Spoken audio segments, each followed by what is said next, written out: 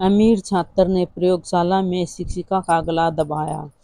पर तुम नहीं जानते मैं कौन हूँ। सुनते ही उसकी अकड़ टूट गई। रसायन प्रयोगशाला में जब अमीर व्यापारी के घमंडी बेटे ने सबके सामने शिक्षिका का गला पकड़कर उसे मेज से दे मारा, तब किसी को नहीं पता था कि अगले 5 सेकंड में उसी लड़के की पूरी अकड़ टूटने वाली है। दिल्ली के बाहरी इलाके में बना आर्यवर्त इंटरनेशनल स्कूल शहर के सबसे महंगे स्कूलों में गिना जाता था। वहां पढ़ने वाले बच्चों के पिता बड़े कारोबारी, नेता, बिल्डर या अधिकारी थे। लेकिन उस सुबह कक्षा 12 की रसायन प्रयोगशाला में पैसा, रसूल और खानदानी घमंड सब एक महिला की शांत आंखों के सामने बेकार साबित होने वाला था। उस महिला का नाम राधा था। वह नई रसायन शिक्षिका थी। उम्र लगभग 37, चेहरा सख्त नहीं पर ऐसा स्थिर कि सुर अपने आप धीमा हो जाता।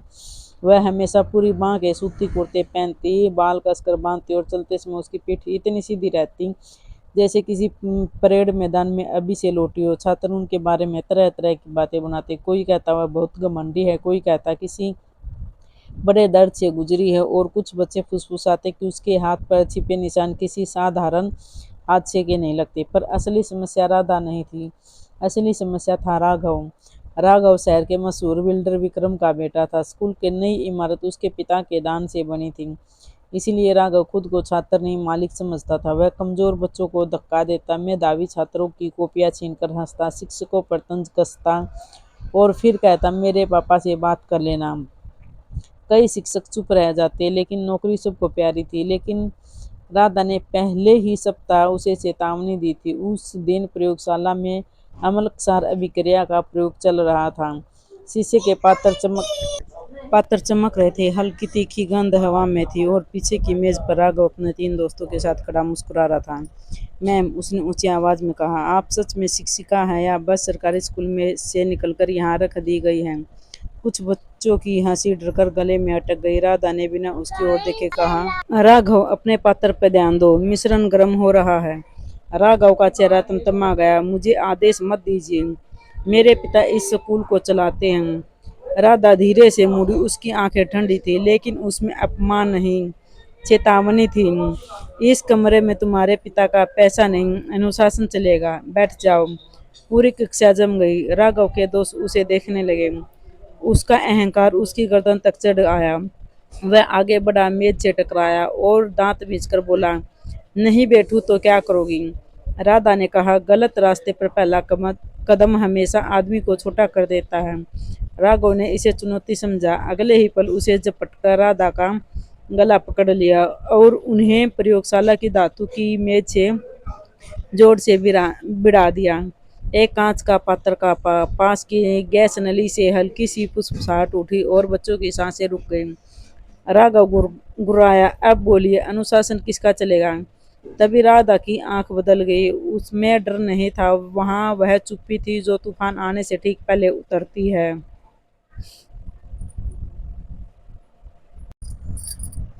राधा की उंगलियां बिजली की तरह उठी। उन्होंने राघव की कलाई ऐसे पकड़ी जैसे लोहे का पंजा बंद हो गया हो। राघव की मुस्कान आधी रह गई। अगले ही क्षण उसका दूसरा हाथ उसकी कोहनी पर पड़ा और उसका हाथ ऐसी दिशा में मुड़ा जहां दर्द ने उसकी सांस छीन ली। आह! राघव चीखा।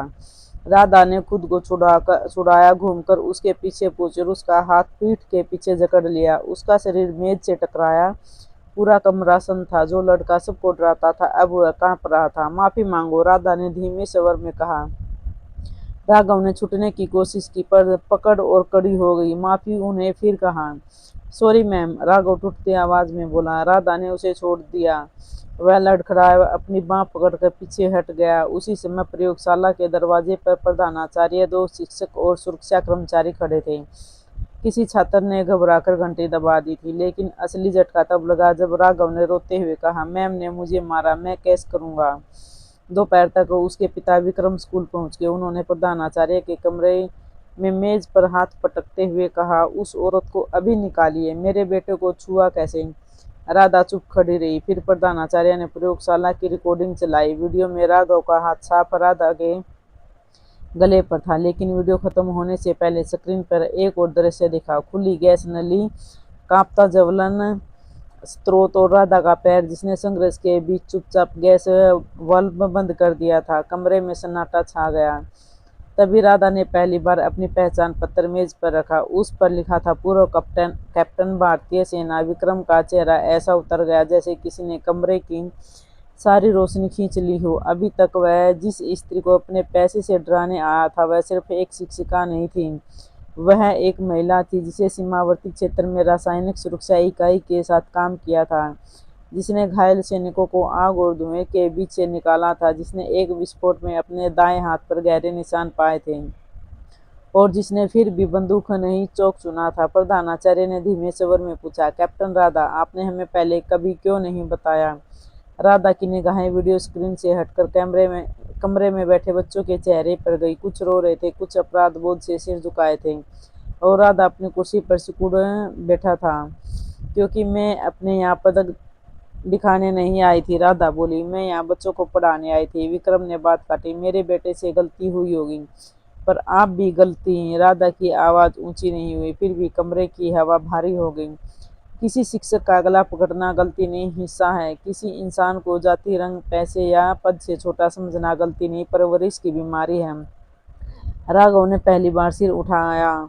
उसकी आंखों में गुस्सा नहीं, डर था। उसे शायद जीवन में पहली बार समझ आया कि हर आदमी खरीदा नहीं जा सकता, हर औरत रोकर पीछे नहीं हटती, हर चुप्पी कमजोरी नहीं होती। लेकिन मामला यही खत्म नहीं हुआ। शाम तक वीडियो स्कूल के अभिभावक समूह में फैल गए। किसी ने उसे बाहर भेजा और अगली सुबह पूरा शहर बात कर रहा था। बिल्डर का बेटा शिक्षिका पर हमला करता पकड़ा गया। पूर्व सेना अधिकारी ने छात्रा को बचाते हुए खुद को रक्षा की। महंगे स्कूल की चुप्पी टूट गई। समाचार चैनल स्कूल के बाहर खड़े थे। बच्चे पहली बार राघव से उसके नाम से जुड़ी शर्म से दूर भाग रहे थे। विक्रम ने अपने संपर्कों का इस्तेमाल किया। उन्होंने पुलिस पर दबाव डाला, स्कूल प्रबंधक को फोन किया, दान वापस लेने की धमकी दी। पर इस बार कहानी बदल चुकी थी। वीडियो में सिर्फ हमला नहीं था, वीडियो में वह क्षण भी था जहां राधा ने अपनी जान बचाते हुए 32 बच्चों की जान बचाई थी। गैस लीक अगर 1 मिनट और चलता और ज्वलन स्रोत जलता रहता तो प्रयोगशाला में आग लग सकती थी। राघव के 3 दोस्तों से पूछताछ हुई। पहले वे झूठ बोले। उन्होंने कहा कि मैम ने राघव को उकसाया था, लेकिन जब उन्हें अलग अलग बैठाकर पूछा गया तो एक लड़का टूट गया। उसका नाम कबीर था। वह हमेशा राघव के पीछे खड़ा रहता था, हंसता था, पर उसकी आंखों में सच देख लिया था। राघव कई दिनों से मैम को निशाना बना रहा था। कबीर ने कहा, वह कहता है कि एक साधारण पृष्ठभूमि की औरत उसे आदर्श नहीं दे सकती। वह कहता था उसके पिता उसे बचा लेंगे। यह बयान आग की तरह फैल गया। स्कूल की अंतरिम समिति बैठी। राघव को निलंबित किया गया। पुलिस में शिकायत दर्ज हुई। विक्रम पहली बार मीडिया के सामने बोल नहीं पाए। जिस आदमी ने सालों तक पैसे से रास्ते बनाए थे, उसके अपने बेटे की हरकत से उसके नाम पर कीचड़ डाल दिया था। लेकिन राधा की लड़ाई बाहर की नहीं, भीतर की भी थी। उस रात वह अपने छोटे से सरकारी फ्लैट में देर तक जागती रही। अलमारी के ऊपर खाने में रखा पुराना सेना का बक्सा उन्होंने कई महीनों बाद खोला। उसमें वर्दी, 2 पदक, कुछ पीली पड़ चुकी तस्वीरें और एक पत्र था। उस पत्र बड़े भाई अरविंद का था, जो सेना में उसके साथ नहीं थे, लेकिन हमेशा उन्हें कहते थे, राधा, ताकत का मतलब किसी को गिराना नहीं, सही समय पर किसी को बचाना है। अरविंद अब जीवित नहीं थे। एक सड़क दुर्घटना में उसकी मृत्यु हो गई थी, उसी साल जब राधा ने सेना छोड़ी थी। उसके बाद परिवार ने कहा कि वह बहुत कठोर हो गई थी। रिश्तेदारों ने कहा कि एक महिला को इतनी सख्ती शोभा नहीं देती। विवाह टूट गया क्योंकि पति को उसकी चुप्पी और स्वतंत्रता से डर लगता था। धीरे धीरे राधा ने दुनिया से अपना अतीत छिपा लिया। वह बस बच्चों को पढ़ाना चाहती थी ताकि कोई युवा जीवन अहंकार या डर में बर्बाद न हो। अगले दिन स्कूल पहुंची तो माहौल बिल्कुल बदला हुआ था। गलियारे में फुसफुसाहट थी, पर इस बार उसे मजाक नहीं, सम्मान था। जिस बच्चों ने पहले उन्हें ठंडी मैम कहा था, वे रास्ता छोड़कर खड़े हो गए। क्लास 12th की वही प्रयोगशाला साफ कर दी गई थी। टूटा कांच हट चुका था, मेजें चमक रही थी, लेकिन हवा में अब भी पिछली घटना की परछाई थी। राधा ने कमरे में प्रवेश किया। कोई शोर नहीं था, सभी छात्र खड़े हो गए। यह स्कूल की आदत नहीं थी, यह डर भी नहीं था, यह कुछ और था। राधा ने कहा, बैठ जाइए। कोई नहीं बैठा। सबसे आगे बैठी मीरा, जिसे राघव अक्सर अब उसके साधारण कपड़ों पर चिढ़ाता था, धीरे से बोली, मैम, हमें माफ कर दीजिए। हम सब ने उसे रोका नहीं। राधा कुछ पल चुप रही, फिर उन्होंने बोर्ड पर चौक से लिखा, निष्क्रिय। दर्शक भी अन्याय को ताकत देते। कल तुम सब डर गए थे, उन्होंने कहा। डरना अपराध नहीं है, पर सच देखकर भी चुप रहना धीरे धीरे आत्मा को कमजोर कर देता है। विज्ञान हमें प्रतिक्रिया सिखाता है, जीवन हमें जिम्मेदारी सिखाता है। कक्षा में बैठे बच्चों की आंखें झुक गई। उसी समय दरवाजा खुला, राघव अंदर आया। उसकी बांह पर पट्टी थी, पर चोट से ज्यादा उसकी चाल बदल चुकी थी। अब वह पहले जैसा छाती फुलाकर नहीं चल रहा था। उसके पीछे प्रधानाचार्य थे। कुछ बच्चों के चेहरे पर गरिमा उभरी, कुछ में डर, कुछ में जिज्ञासा। राघव ने राधा की ओर देखा। उसकी आवाज बहुत धीमी थी। मैम, मुझे आपसे सबके सामने कुछ कहना। राधा ने उसे देखा, फिर कोई नरमी तुरंत नहीं दिखाई। कहो। राधा ने गहरी सांस ली। मैंने आपके साथ जो किया वह गलत था, सिर्फ गलत नहीं, शर्मनाक था। मैंने सोचा था कि मेरे पिता का नाम मुझे बचा लेगा। मैंने सोचा था कि मैं किसी को भी छोटा कर सकता हूँ। मैंने मीरा को, अर्जुन को, कई बच्चों को डराया। मैंने शिक्षकों की बेइज्जती की। कल जब आपने मुझे रोका, तब पहली बार मुझे लगा कि मैं शक्तिशाली नहीं, बहुत कमजोर हूँ। कमरे में अजीब सन्नाटा था। फिर उसने एक और बात कही जिसने सबको चौंका दिया। मेरी माँ ने रात में पहली बार मुझसे बात नहीं की। उन्होंने कहा कि अगर मैं माफी सिर्फ बचने के लिए मांग रहा हूँ, तो मैं उनका बेटा कहलाने लायक नहीं हूँ। उन्होंने मुझे बताया कि मेरे दादा भी एक सरकारी शिक्षक थे। मेरे पिता ने कभी यह बात मुझे गर्व से नहीं बताई। मैं भूल गया था कि जिस कुर्सी पर मैं बैठता हूँ, वह कोई मुझे इंसान बनाने के लिए खड़ा होता है। राघव की आंखें भर आई, पर इस बार कोई उसे रोते देखकर खुश नहीं हुआ, शायद क्योंकि कमरे में पहली बार सजा से बड़ा कुछ और हो रहा था। सच का बोध। राधा ने धीमे से पूछा, तुम्हें क्या लगता है, माफी से सब ठीक हो जाता है? राघव ने सिर हिलाया। नहीं मैम, मुझे सजा मिलनी चाहिए। मैं समिति का फैसला स्वीकार करूंगा। मैं जिन बच्चों को परेशान करता था, उनसे अलग अलग माफी मांगूंगा, और अगर स्कूल से अनुमति दे तो मैं रसायन प्रयोगशाला की सुरक्षा कार्यशाला में स्वयंसेवक बनना चाहता हूँ। मुझे समझना है कि उस दिन मैं सिर्फ आपको नहीं, पूरी कक्षा को खतरे में डाल रहा था। कक्षा में हलचल हुई। कुछ बच्चों को यह नाटक लगा, कुछ को पश्चाताप। राधा ने तुरंत उसे माफ नहीं किया। उन्होंने बस इतना कहा, पश्चाताप शब्दों से नहीं, लगातार किए गए कर्मों से साबित होता है। राघव ने सिर झुका लिया। जी मैडम। अगले 4 महीनों में आर्यवर्त इंटरनेशनल स्कूल बदल गया। राघव वापस कक्षा में तुरंत नहीं आया। उसे परामर्श सत्रों में भेजा गया, सामुदायिक सेवा दी गई, और विद्यालय के अनुशासन समिति के सामने नियमित रिपोर्ट देनी पड़ी। उसके पिता को भी स्कूल प्रबंधक के सामने लिखित रूप से माफी देनी पड़ी कि वह आगे किसी शिक्षक पर आर्थिक दबाव नहीं डालेंगे। सबसे बड़ा बदलाव उन बच्चों में आया जो हमेशा तमाशा देखते थे। उन्होंने सुरक्षित कक्षा समूह बनाया, जहां कोई भी छात्र गुमनाम रूप से शिकायत दर्ज कर सकता था। मीरा, जिसे पहले चुप करा दिया जाता था, उस समूह की प्रमुख बनी। कबीर, जिसने सच बोला था, राघव के गिरोह से अलग हो गया। पहली बार उसने दोस्त मिले जो उसके डर पर नहीं, उसकी ईमानदारी पर खड़े थे। राधा ने भी अपने अतीत अब पूरी तरह छिपाना बंद कर दिया था। स्वतंत्रता दिवस के समारोह में प्रधानाचार्य ने उसमें भाषण देने का अनुरोध किया। मंच पर अब वह हल्के कुर्ते में पहुंची तो पूरा मैदान शांत हो गया। उन्होंने बच्चों को युद्ध की कहानियां नहीं सुनाई। उन्होंने गोलियों, विस्फोटों या पदकों की बात नहीं की। उन्होंने सिर्फ एक कहानी सुनाई, एक जवान की जिसने घायल दुश्मन सैनिकों को पानी पिलाया था, क्योंकि इंसानियत वर्दी से बड़ी होती है।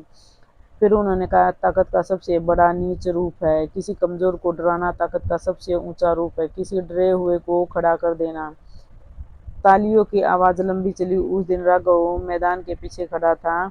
उसने भी ताली बजाई, पर उसका सिर झुका हुआ था। उसकी माँ उसके साथ आई थी। विक्रम भी थे, लेकिन पहली बार उसके चेहरे पर पैसा नहीं, शर्म दिखाई दे रही थी। समारोह के बाद राघव की माँ राधा के पास आई। उसकी आंखें नम थीं। अपने बेटे को सिर्फ रोका नहीं, उन्होंने कहा, आपने उसे बर्बाद होने से बचाया। शायद हम माता पिता उसे वह नहीं सिखा पाए जो एक दिन में आपने सिखा दिया। राधा ने शांत स्वर में कहा, मैंने उसे बचाया नहीं, मैंने बस उसे आईना दिखाया है। अब उसने देखना या फिर से आँख फेर लेना उसका चुनाव है। कुछ समय बाद राघव ने सचमुच बदलाव शुरू किया। वह अचानक संत नहीं बना। उसमें अब भी अधीरता थी, गुस्सा थी, पुरानी आदतें बीच बीच में लौटती थी, पर अब वह जब किसी पर हंसने को होता, उसे प्रयोगशाला की मेज, अपनी मुड़ी हुई कलाई और राधा की आवाज याद आती। माफी कर्मों से साबित होती है। वर्ष के अंत में रसायन की परीक्षा हुई। राघव शीर्ष छात्रों में से नहीं था। वह पास हुआ। ईमानदारी से परीक्षा के बाद उसने अपनी उत्तर पुस्तिका देखते हुए धीमे से कहा, यह पहली चीज है जो मैंने बिना डराए बिना खरीदे हासिल की है। राधे ने उत्तर दिया, इसी को शुरुआत कहते हैं। स्कूल की दीवारों पर बाद में एक नया नियम लिखा गया, सम्मान किसी दान, पद, जाति, रंग या परिवार से बड़ा है। कई बच्चों ने उस नियम को बस दीवार की पंक्ति समझा, लेकिन जो उस दिन रसायन प्रयोगशाला में मौजूद थे वो जानते थे कि यह पंक्ति खून, डर, गैस की गंध, टूटे कांच की और एक महिला की अडिग आंखों में जन्मी थी। सालों बाद भी जब आर्यवर्त स्कूल के पुराने छात्र मिलते तो वो उस घटना को याद करते। कोई कहता वह दिन था जब राघव टूटा, कोई कहता वह दिन था जब हमें पता चला कि मैम सेना में थी। लेकिन मीरा हमेशा एक बात जोड़ती नहीं, वह कहती वह दिन था जब हमें समझ आया कि चुप रहना भी गलत पक्ष चुनना होता है। और राधा, वह अगले दिन भी उसी तरह कक्षा में आई, चौक उठाया, बोर्ड पर सूत्र लिखा और विद्यार्थियों से बोली, आज हम अभिक्रिया की प्रक्रिया गति पढ़ेंगे। पर उस दिन के बाद कोई भी बच्चा उन्हें सिर्फ रसायन की शिक्षिका नहीं समझ पाया, क्योंकि कुछ लोग पाठ्यपुस्तक से अध्याय पढ़ते हैं और कुछ लोग अपने मौन साहस में पूरी पीढ़ी को रीढ़ की हड्डी दे जाते हैं। अगर आपको ये कहानी अच्छी लगी तो हमारे चैनल को लाइक, शेयर और सब्सक्राइब करो और हमें कमेंट करना मत भूलना। Thank you for watching.